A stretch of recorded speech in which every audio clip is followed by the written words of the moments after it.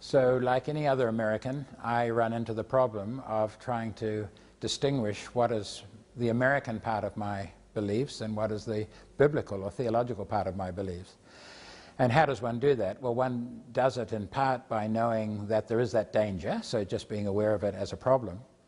But an excellent way to do it, in fact, I think one of the great reasons that we have the Church Universal, is that I talk to believers in other countries and I ask them what they understand about the meaning of a value such as human dignity. What do they mean by Imago Dei? What do they think it means?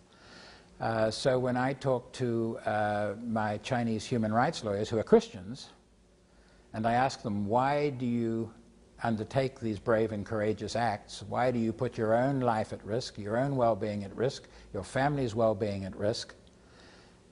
They will come back and explain to me that this relates to their Christian faith. And then I've pressed them. Whereabouts in the Bible do you find justification for taking the position that you take? What are Christian principles that you find sustain you when you're threatened with torture, or you actually are tortured, or you disappear? And so I can hear from them, from their voices, in their situation, how they are reading the scriptures freshly through a Chinese lens as a way to potentially provide a corrective to the way I read scripture as an American, having lived in other countries, but nevertheless being mostly influenced as an American. The wisdom that comes from the Church Universal. I'm a huge believer in God's creative genius in making us so extraordinarily diverse, spreading us across the world with our different languages, ways of thinking and ways of being. It seems to me that by doing this, God has enabled us to understand Him from a variety of different points of view. So I have a certain theological way of imagining my understanding of God that comes out of the Western philosophical and theological tradition. But when I'm in East Asia, having Christians read the book of Galatians, or read the book of Hosea, or the book of Amos, one gets a different reading.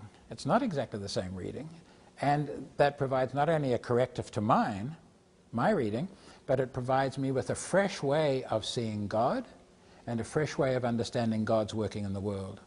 So I have a very strong and high view of the Church Universal and how extraordinarily important it is, especially for Christians in a huge country like the United States, to be talking to Christians elsewhere in God's church in order to see that there are other ways of reading the Bible, there are other ways of thinking about God that don't combat or compete with our own, they enrich our understanding of God.